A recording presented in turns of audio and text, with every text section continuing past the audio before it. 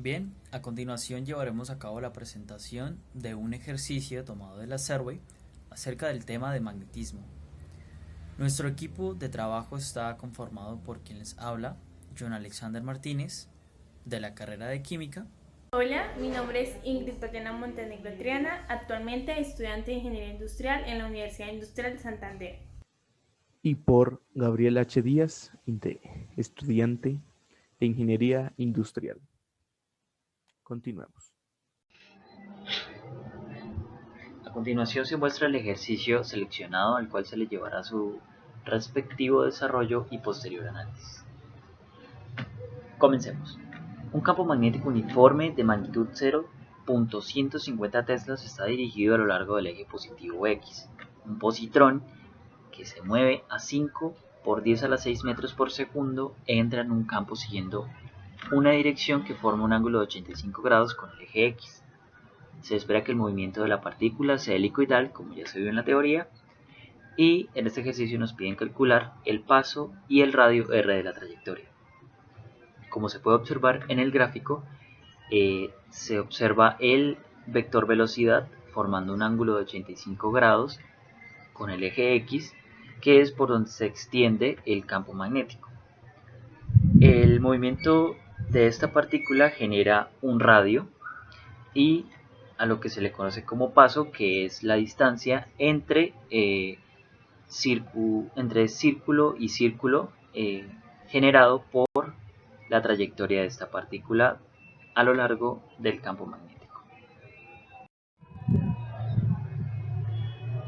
Muy bien, antes de dar inicio a la solución del problema, se llevarán a cabo algunas definiciones para entender mejor el fenómeno que estamos estudiando. Este es el movimiento de una partícula cargada bajo la influencia de un campo magnético. Se debe tener en cuenta que cuando una partícula cargada se mueve en un campo magnético aparece sobre esta una fuerza. Esta es la fuerza magnética, la cual se define como la carga de la partícula por el vector velocidad, producto cruz el vector campo magnético. El movimiento de esta partícula se explica mediante las leyes de Newton. Para eso tenemos la segunda ley de Newton, donde la fuerza es igual a la masa por la aceleración. Por ser el movimiento circular uniforme, uno de los movimientos que componen el movimiento helicoidal, que es el que describe la partícula al entrar al campo magnético, se tiene que la aceleración, en este caso, es la aceleración centrípeta, que la expresaremos como la velocidad al cuadrado sobre el radio. En la figura B se observa la descomposición del vector velocidad.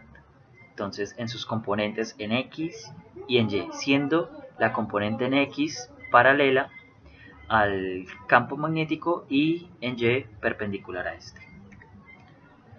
Otro movimiento que compone al movimiento helicoidal es el movimiento rectilíneo uniforme, que es el movimiento que experimenta la partícula a lo largo del eje X. Solución parte A. Calcular el radio. Datos. Magnitud del campo magnético, que es igual a 0,150 teslas. El ángulo con el que entra la partícula al campo, que es 85 grados. La velocidad con la que entra la partícula al campo, que es 5 por 10 a la 6 metros sobre segundo. La carga, que es 1,602 por 10 a la menos 19 coulomb. Y la masa de la partícula, que es 9,10 por 10 a la menos 31 kilogramos. Lo primero que vamos a hacer es hallar la fuerza del campo magnético. Sabemos que este es el producto cruz entre la velocidad y el campo magnético. Trabajamos estos datos en forma de magnitud. Esto me queda que la fuerza es igual a la carga por el campo magnético por la velocidad por el seno entre estos dos. Reemplazando los datos en la fórmula me da que la fuerza es igual a 1,195 por 10 a la menos 13 newton. Por el método de la mano derecha sabemos que la fuerza que actúa sobre la partícula está en dirección K. Por segunda ley de Newton tenemos que la fuerza es igual a la masa por la aceleración. Teniendo que la aceleración es centripetal o normal debido a que el movimiento circular es uniforme, se establece que la aceleración centrípeta es igual a la velocidad al cuadrado sobre el radio. Al reemplazar en la expresión para la segunda ley de Newton se obtiene que la fuerza es igual a la masa por la velocidad al cuadrado sobre el radio. Al despejar r se obtiene el valor del radio que describe la trayectoria. Esto me da que el radio es 1,904 por 10 a la menos 4 metros. Bueno, a continuación vamos a calcular el paso, que es lo que nos pide en el inciso B. Bueno, el paso es la distancia que existen entre espira y espira o entre vuelta y vuelta. Como podemos observar en la gráfica, y nos indica lo que es el paso, y se puede determinar teniendo en cuenta el movimiento rectilíneo que describe la partícula. Entonces, para esto, cuando avanza de manera helicoidal, el movimiento circular uniforme y su comportamiento se define por la velocidad angular, la cual será usada para calcular el periodo. Entonces, para determinar la velocidad angular, aquí tenemos la fórmula y ya hallada, que la velocidad angular sería 2,64 por 10 a la 10 radianes por segundo. Y para eso, como lo habíamos dicho, nos sirve para encontrar el periodo. La relación que existe entre el periodo y la velocidad angular es periodo es igual a 2pi sobre la velocidad angular. El periodo es el tiempo que tarda la partícula en cumplir un ciclo. Entonces aquí reemplazando, nos da el periodo como 2,38 por 10 a la menos 10 segundos, y reemplazando en la definición matemática del paso, nos da que el paso es 1,037 por 10 a la menos 4 metros.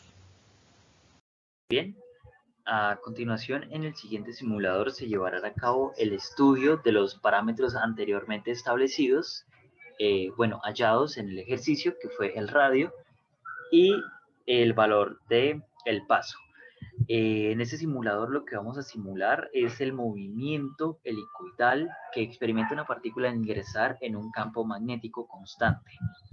¿Sí? Entonces, pues vamos a empezar con una velocidad de entrada de la partícula de 1 por 10 a las 5 metros por segundo al campo magnético. En este caso, pues el simulador nos muestra que es con un ángulo de 45 grados. Damos inicio y observamos el movimiento helicoidal de la partícula.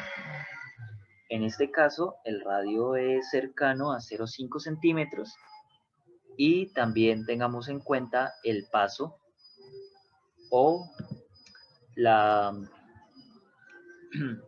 distancia que recorre entre círculo y círculo, por decirlo así.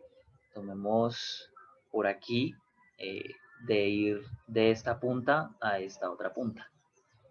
Muy bien, vamos a variar la velocidad.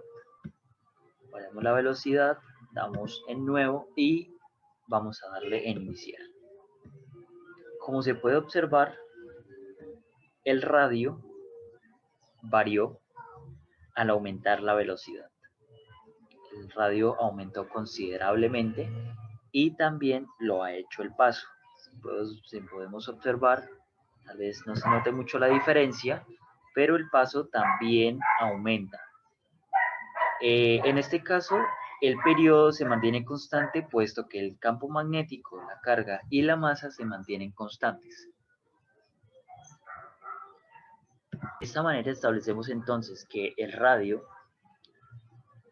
y el paso se ven afectados por la velocidad de entrada de la partícula al campo magnético. Y este cambio es ya sea un aumento o una disminución. ¿Qué quiere decir esto? Que al aumentar la velocidad de entrada de la partícula al campo magnético, el radio va a ser mayor. Y al aumentar también la velocidad de entrada al campo magnético de la partícula, el paso también va a ser mayor.